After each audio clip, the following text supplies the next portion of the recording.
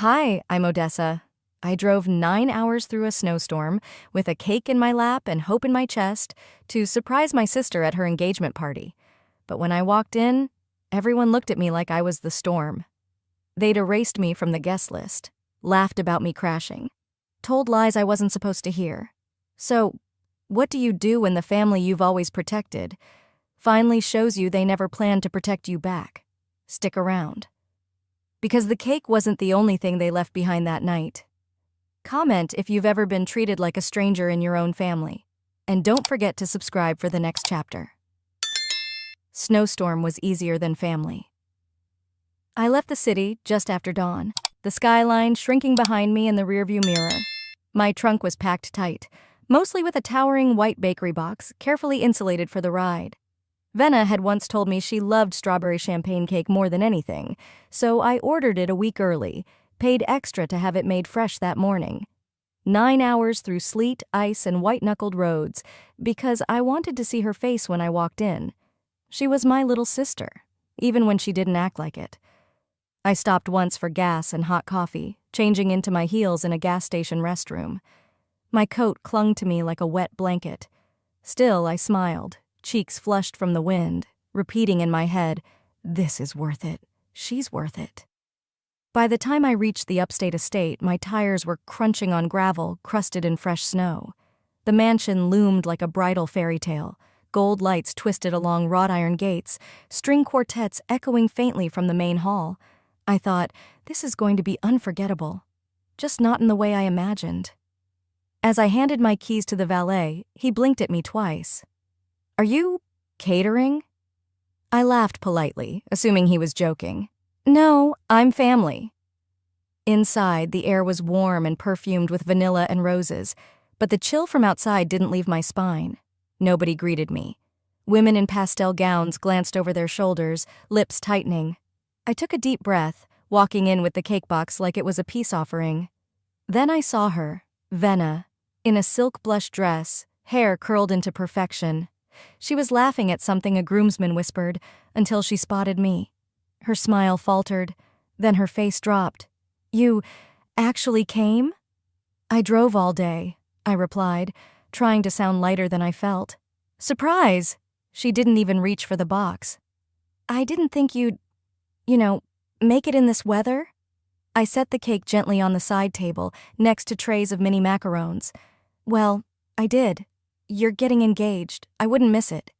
She blinked, and behind her, one of her bridesmaids leaned in, whispering loudly enough for me to catch. "She wasn't on the list, was she?" I tried not to flinch, but then I saw it.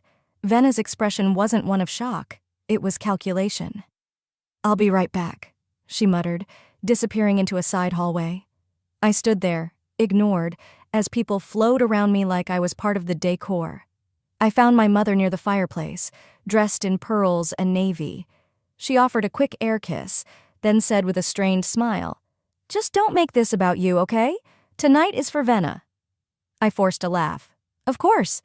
Then she glanced down at the wet hem of my coat and frowned. Venna's fiancé passed by. I smiled at him. He nodded, barely. I walked deeper into the house, passing framed engagement photos. Not one had me in it. By the dessert table, I overheard giggles. "Drama magnet. Every family's got one. Maybe she thinks this is a rehearsal dinner for herself." They didn't even bother whispering. I found the coat room to drop off my things. Inside, I saw an ornate tray labeled Bridal Party Gifts. There were 10 boxes, sparkling jewelry, handwritten cards. My name was nowhere. I sat on the bench nearby, exhaling slow. Then my phone buzzed. A group text. Venna's bridal party. I wasn't meant to be in it. Maybe someone accidentally added me. Or maybe the universe decided I deserved the truth. One message stood out, time-stamped from earlier that day. "She doesn't fit the look. We'll say the list was full. Sent from Venna's number." My throat dried.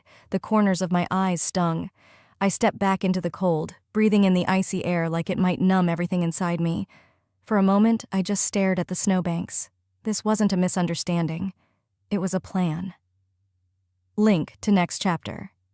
The cold had barely numbed my face when a voice called out behind me, the voice I used to trust the most. Not even a chair. The cold from outside still clung to my coat as I stood in the hallway, phone in hand, the blue glow of the group text illuminating the cracks in my heart. My fingers trembled, not from the snow, but from the words etched into that thread. Venna's words. I stared for a moment longer, willing myself to unsee them. Then, without replying, I deleted the message. But the damage was already done. The screen might have gone dark, but the echo of those sentences would ring in my mind for a long time. I pressed my lips together, inhaled deeply, and stepped back into the main banquet hall. I walked slower this time, trying to find a rhythm to my steps that didn't make me feel like I was crashing into a world that had already rejected me. The music was louder now, the bass vibrating lightly through the floors, a carefully curated mix of celebration. Laughter swelled from the far corner, where Venna and her bridesmaids huddled around a sparkling champagne tower. Her back was turned, but I could still see her smile. It wasn't for me. Tables lined the grand room, each covered in silk runners, flickering candles, and elegantly printed name cards. I scanned them all once, then twice. My name didn't appear. Not even a variation, not even a mistake. There was a table by the dessert station, one seat, empty. I moved toward it with hesitant hope, clutching the folded coat in my arms like a shield. But just before I could reach it, a server stepped in with a practiced smile and said, "Oh, I'm sorry, that seat's for the DJ's assistant." I nodded silently, forcing a tight smile, the kind that says, "It's okay," when it absolutely isn't. So I stood, in the corner, alone. I filled a plastic cup with water from the refreshment table and held it with both hands, fingers curled tightly like I could squeeze comfort out of it. From where I stood, I had a clear view of the projection screen showing a photo slideshow. Childhood pictures of Venna flashed by, blowing out birthday candles, winning her first dance competition, hugging friends at prom. Not one single image included me. I might as well have been edited out of her life. Someone brushed past me, knocking slightly into my elbow without apologizing. I moved an inch closer to the wall. Even the wall seemed more welcoming than the people in this room. Aunt Claire was the only one who even acknowledged me. She appeared briefly, in a gown too tight for her age and perfume so strong it nearly made me cough. "You should try to be happy for your sister," she said, lightly touching my arm. "This is her big moment. Just let her have it." I swallowed my pride along with the knot in my throat. "Of course," I replied, voice flat. But the smile I gave her was practiced, polished from years of family functions where pretending was a survival skill. She moved on before I had the chance to respond with something real. Not that it would have mattered. No one was really listening tonight. The burn behind my eyes returned. I blinked it away once, then twice. But the third time, I gave in. I excused myself quietly and found the hallway leading to the restrooms. Once inside a stall, I locked the door and sat, back against the cold wall, the coat still clutched tightly in my arms. The tears came slow at first, hot trails against my frozen cheeks. I didn't sob. I didn't make a sound. I just leaked, like a faucet that had been dripping for years and no one noticed. I don't know how long I sat there, but eventually I wiped my face with the sleeve of my coat, took a deep breath and stood up. The kind of breath you take before walking back into battle, knowing you won't win, but refusing to lose silently. As I walked back toward the ballroom, I took a wrong turn, accidentally stepping into a service hallway I hadn't noticed before. The walls were tighter here, lined with rolling carts and trays of food. I paused to reorient myself, and that's when I heard it. Laughter. Familiar laughter. Then a voice. Venna's voice. I froze. She was just around the bend, talking to someone, maybe Blythe. Their tones were light, tipsy, unguarded. And then I heard my name. Accidents are revealing. I didn't move. I didn't even breathe. Their voices were coming from just around the corner, bouncing off the kitchen tile. I could see their shadows on the linoleum, Venna's curls bobbing as she gestured with a champagne glass in one hand, and Blythe perched on a stool, legs swinging lazily. "I can't believe she actually drove here," Blythe said, laughter already curled in her voice like a spark waiting for fuel. Venna replied without missing a beat. 9 hours through a blizzard? For what, a pity cupcake? The sound of Blythe's snort was sharp, mean. She's always been desperate for attention. God, what if she'd crashed on the way? Venna chuckled, and something in her tone cut deeper than I expected. Honestly, I could have used the silence and the sympathy. The laugh they shared afterward echoed. It wasn't just cruel, it was practiced. I backed away slowly, like any sudden movement might expose me. I didn't care where I was going, I just needed space. I turned down a hallway that smelled like rosemary and cleaning bleach, stumbled into the restroom, locked the stall, and finally let myself cry without holding back. I wanted to scream, to demand answers, to storm out and throw that damn cake across the room. But I didn't.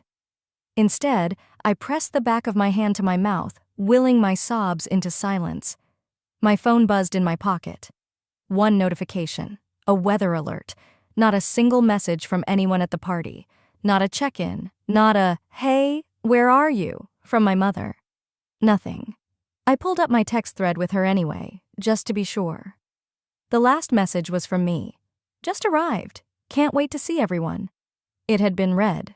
No reply. My fingers scrolled through old messages on autopilot. I stopped at a photo from last Christmas. Venna opening a gift, our mom smiling behind her, me partially cropped out at the edge. I remembered birthdays no one showed up for. College move-in day, where my roommate's mom brought decorations, and mine dropped me at the curb with a tight hug and a "make us proud." And when I got promoted last year, the family newsletter didn't even mention it. But Venna getting featured in a yoga studio flyer? Full paragraph. I wiped my face, checked myself in the mirror. Eyes red but dry, jaw clenched. My chest felt like stone. When I walked back toward the hall, I passed through the kitchen, hoping no one would notice. I saw the cake sitting where I'd left it, carefully packed in that silver box, the one with gold ribbon I picked out at 1 a.m. the night before. I took it out, removed the lid, and stared at it. A delicate 3-layer lemon cake with sugared violets and a fondant banner that said, "To love, to laughter, to forever." It was still perfect, untouched. I set it on the counter. A server spotted me.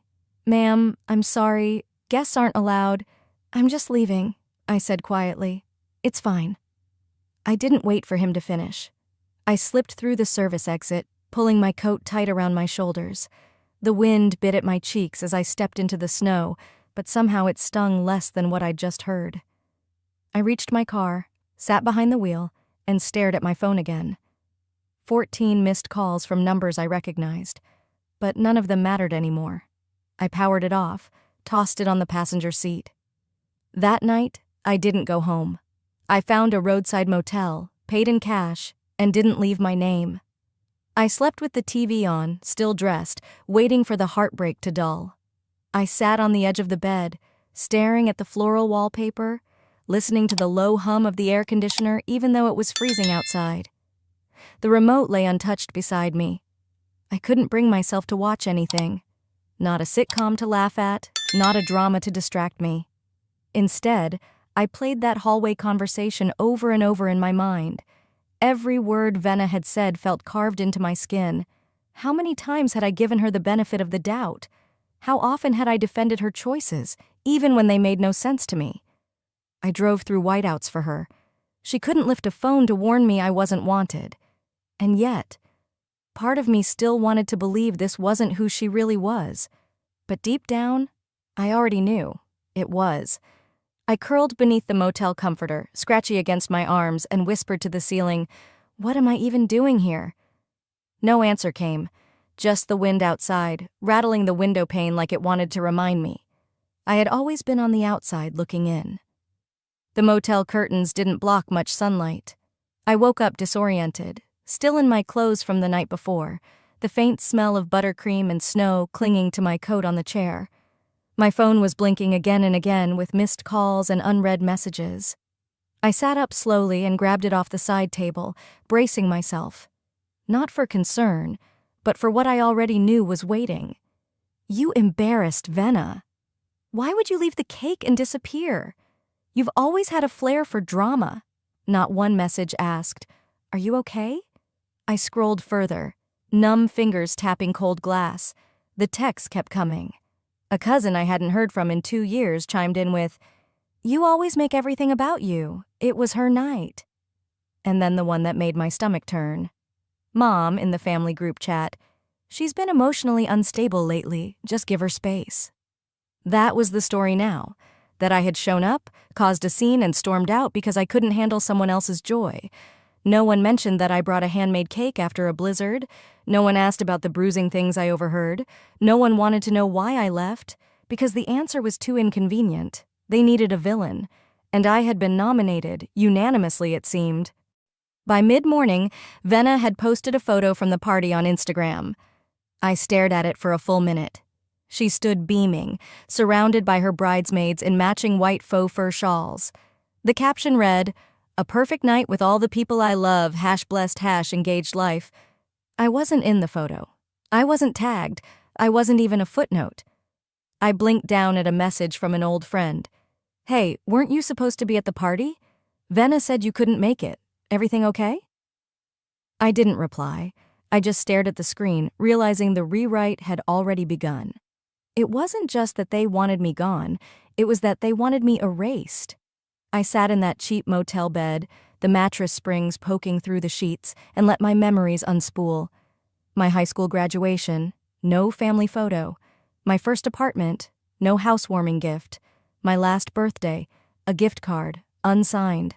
This wasn't new. It had just finally made itself visible like dust in sunlight. I packed slowly, wiping down the bathroom counter with a tissue out of sheer habit. Before I left town, I drove back past the estate. The snow had been shoveled clean, like the night had never happened. Lights still twinkled on the trees out front, cheerfully oblivious. I parked across the street and stared at the building. Through a side window near the kitchen, I could still see it, the cake box, still sealed, still untouched. I snapped a photo through the glass, not for revenge, for proof. Because someday someone might ask, was it really that bad? And I needed to be able to say yes, it was, and here's what you didn't see. Back in my car, I plugged in my phone, finally checking voicemail. There were 14 missed calls, and one message from Venna. "Look, we need to talk, but not in front of people. You took things way too personally." I didn't delete it. I just let it sit there while the sun crawled lower in the sky, casting long blue shadows across the snowbank beside my car. I didn't call her back, but for the first time in years, I smiled, because I wasn't going to explain myself anymore. Let them talk, let them twist. They'd written their version. Now I was ready to write mine. The snow had melted slightly overnight, leaving crusty patches of slush outside my apartment window. I sat at the kitchen table, still in my sleep shirt and leggings, coffee gone cold beside me. I hadn't planned to answer her call, but I was done hiding behind silence. So when Venna's name flashed on the screen, I pressed accept and propped my phone against the sugar canister.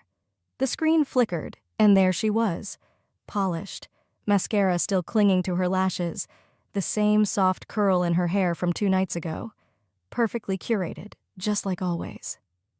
"You picked the weirdest time to ghost," she said before I even got a word in. "People are asking questions." I didn't speak. Venna leaned closer to her camera, her tone dropping. "You always overreact. You take things too personally. This weekend wasn't about you." Still, I stayed quiet. I'd learned that silence made them uncomfortable. "I didn't mean for you to hear anything," she continued, like that was supposed to make it better. "You know how I get when I'm nervous. I say dumb things. Blythe was just being funny. You took it out of context." She paused, clearly waiting for my forgiveness, or my guilt. I straightened my spine and finally spoke. "I nearly died getting there, Venna." She blinked. "I drove through a blizzard. I brought a cake I ordered weeks ago. I was drenched, cold, and exhausted, but I showed up.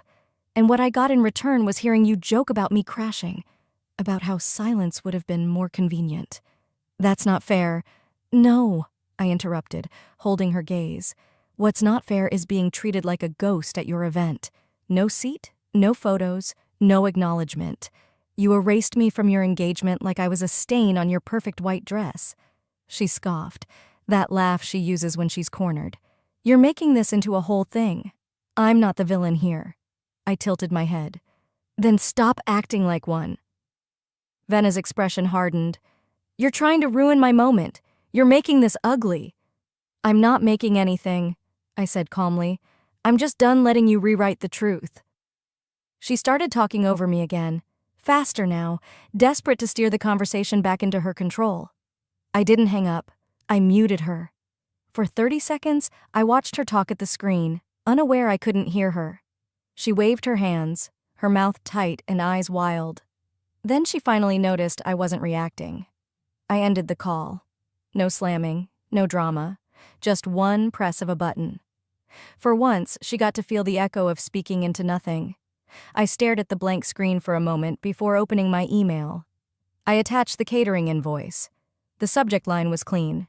Receipt, cake, Venna's engagement. The body of the email had only one sentence. Attached is the receipt for the cake I paid for, the one that got left behind. I sent it to Mom, to Aunt Delia, to Venna. Within minutes, a reply came from Mom's address. Just 4 words. This isn't helping, Odessa. I leaned back in my chair, exhaling slowly. No apology, no ownership, just another attempt to steer the spotlight away from what mattered. But I wasn't 15 anymore, trying to prove I belonged at the adult table. I wasn't 22, desperate for approval when I landed my first job and no one came to the celebration dinner. I wasn't begging anymore. I was documenting, and the truth was finally louder than their curated silence. By the time I finished my second cup of coffee Monday morning, my inbox had a new message. Subject, enough, from my mother. I opened it expecting another cold reprimand, but this was different. Not angry, not concerned, calculated. You've embarrassed our family enough, it began. You're lucky you were even invited. Then, don't ruin Venna's future out of jealousy. Attached beneath her note was a screenshot from a private group chat titled Family Core Planning Only. I wasn't in it, obviously, but they had been talking about me. Venna had written, "She's not well. You know she's always twisted things. Just wait. She'll spin this into some sob story." Mom had replied with a thumbs up. Blythe chimed in, "We tried to include her. She's the one who always makes everything dramatic." The narrative was already spreading like rot beneath floorboards. Quiet, dirty, hard to contain. And now it had a paper trail. What really hit wasn't just the betrayal, but how rehearsed it all felt. Like they had contingency plans for me being a problem, and when I didn't give them one, they invented it. I leaned back from my laptop. The radiator hissed beside me, slow and steady, and I realized something in that moment. I wasn't hurt anymore. I was awake. Around noon, a coworker from my firm sent me a Slack message. "Hey, just so you know, someone shared a screenshot of a vague IG post about a meltdown bride's sister. Is that you?" My pulse spiked. I checked Instagram, searched Venna's profile. She'd posted a pastel-filtered photo of her holding champagne, her head tilted back in laughter. The caption read, "Sometimes jealousy wears a familiar face, but real love shines through." I didn't need her to tag me. Everyone close to her and me would know exactly who she meant, and that would have been bad enough. But a local wedding gossip blog had reposted the photo with a short anonymous story submitted by a bridesmaid at a recent upstate celebration, describing a family member arriving uninvited, demanding attention, and having a breakdown before vanishing. My mouth went dry. This wasn't family drama anymore. This was public, and that changed everything. I didn't scream, didn't throw anything. Instead, I opened a folder on my desktop titled Truth, neatly labeled. There were photos of the snow-covered roads, the receipt for the cake, a video clip of the untouched box through the window, screenshots of the messages I was never meant to see. I opened Instagram and posted 3 images. The cake, sitting in the snowlit kitchen, my frost-covered windshield after 9 hours on the road. A simple selfie I took outside the venue. Wet hair, red cheeks, holding the cake box. My caption, "Sometimes you show up for people who wouldn't shovel your name off a sidewalk. But that's how you learn. Some things you do out of love. Some things teach you who deserves it." I turned off comments after 2 hours, right after they started pouring in. Some supportive, some confused, some asking for the full story. I wasn't ready to give it, but I'd given them enough. Then I opened my Gmail, composed a new message, and attached a PDF of the chat screenshot and the Instagram post. The recipient? The PR department of the company where Venna's fiancé worked. I didn't include any commentary, just the materials. If he wanted a marriage based on curated lies, let him see how they got built. No revenge, I whispered aloud. Just consequences. That evening, as the snow returned and began to patter gently against my windows, my phone buzzed again. A text from Blythe. You didn't hear this from me, but Venna's fiancé just postponed the engagement dinner with his parents. Said something came up. I didn't respond. I didn't need to. I curled up on my couch, lit a candle, and pulled the thick blanket over my legs. For once, I didn't feel like the storm in the story. I felt like the break in the clouds. Saturday morning arrived dressed in sunshine, pretending nothing was broken. But the moment I stepped into Aunt Ray's house, I could feel it. That crackling electricity in the air, the kind that hums right before lightning strikes. She greeted me at the door with a polite squeeze of the shoulder and a whisper, "Don't let them make you small." Inside, it was brunch theater. White platters of sliced melon and pastries, too many people in cream-colored sweaters. The smell of syrup didn't mask the tension. I took a seat near the window, where no one had to look me in the eye if they didn't want to. Most didn't. Venna stood at the far end of the dining room, champagne flute in hand, center stage as always. She smiled like a politician and tapped her glass. "I just want to say," she started, drawing out her words like honey dripping from a spoon. "This week has reminded me how beautiful it is when family chooses love over ego." There it was, the dig. Smooth, practiced, poisonous. Someone laughed nervously. A few eyes darted toward me. I sipped my orange juice. I was done pretending I didn't hear the tone beneath her words. I stood up, calm and deliberate. "Mind if I say something too?" She blinked. Aunt Ray's fork stopped midair. A hush rolled across the table like fog. "I drove 9 hours in a snowstorm for that party," I began, "with a cake I paid for, which sat untouched in the kitchen while people who claimed to love me laughed about me dying on the road." Gasps. Blythe choked slightly on her mimosa. My mother's face drained of color. Venna's mouth opened, but I raised my hand, not to silence her, but to hold the floor, just this once. "I heard you, Venna, you and Blythe, through the kitchen door, laughing about how peaceful things would be if I never showed up at all." She shook her head, trying to recover. "Odessa, that was taken out of context." I didn't let her finish. I pulled out my phone, unlocked it, and hit play. The room filled with their laughter, Venna's voice unmistakable. 9 hours? For what? A pity cupcake? Then Blythe, giggling. What if she crashed? Imagine the sympathy. And the silence. I paused it there. "That's the context," I said softly. Venna's fiancé looked stunned, blinking at her like he didn't recognize her face. My mother reached for her wine. No one moved to defend her. No one could. Venna stood frozen, lips parted in silent horror. Then she lunged toward me. "You don't get to twist this," she snapped. I took a step back, phone still in hand. "You twisted it the second you decided humiliation was easier than honesty." "I called you jealous because you are," she hissed. "And I called your bluff," I answered, louder this time. "You needed a villain in your story so badly you forgot what it cost to make one." The air shifted. The silence wasn't heavy. It was sharp, cutting, real. I didn't stay for dessert. As I walked to the door, Aunt Ray followed quietly, placing a hand on my back. Her voice was a whisper, but it carried the weight of a boulder. "You didn't just clear your name, honey. You burned the whole script." I didn't reply. I didn't have to. Linked to next chapter. The silence they left behind followed me home, but I wasn't alone anymore. Venna's words still echoed behind me like the last gust of wind before calm. I didn't sleep much that night, not because I was anxious, but because something in me had shifted, settled. When you walk through a storm that fierce and come out standing, it's not the storm you remember, it's the silence after. I woke up Saturday morning to 3 notifications before I'd even rolled out of bed.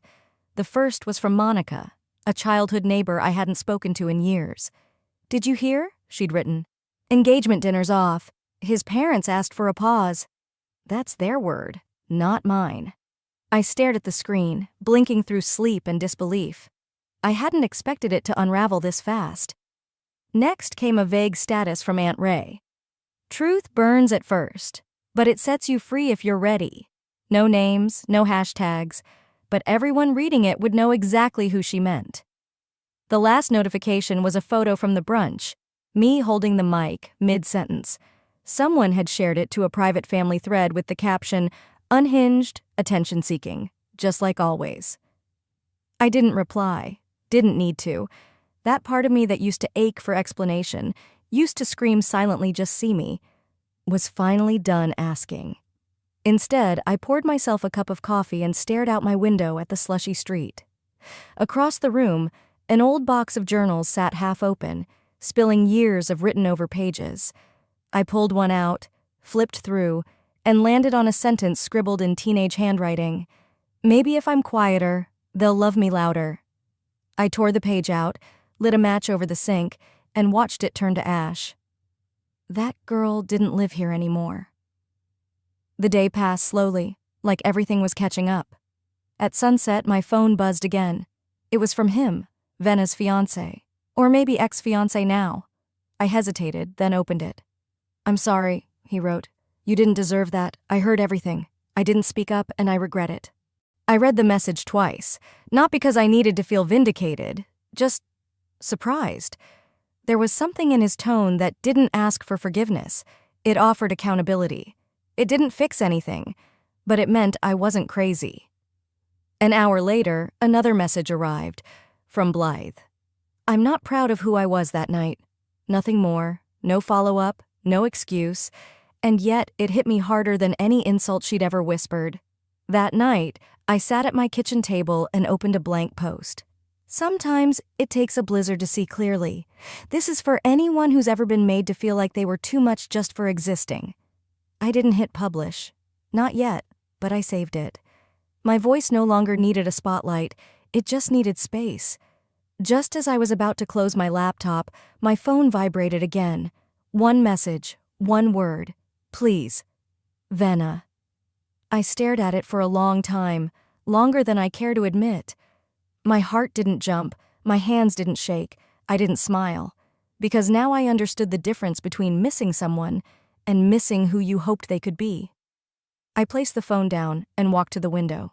Snow had started to fall again, lighter this time, softer. And for once, it wasn't falling on me. I was the storm and the clearing sky. I didn't respond to her message that night. I let it sit, unread but not unseen, like a suitcase packed for a trip no one wanted to take. A full week passed before I dialed her number. When she picked up, her voice was so small I almost didn't recognize it. "You just left me," she whispered. "You disappeared, Odessa, after everything." I leaned back into my couch, the same spot I sat in that night I got home from the storm. That's how I felt since I was 9, Venna. There was no venom in my voice, just a quiet truth. And I think that's what startled her most. She didn't fight. She didn't spin. Not this time.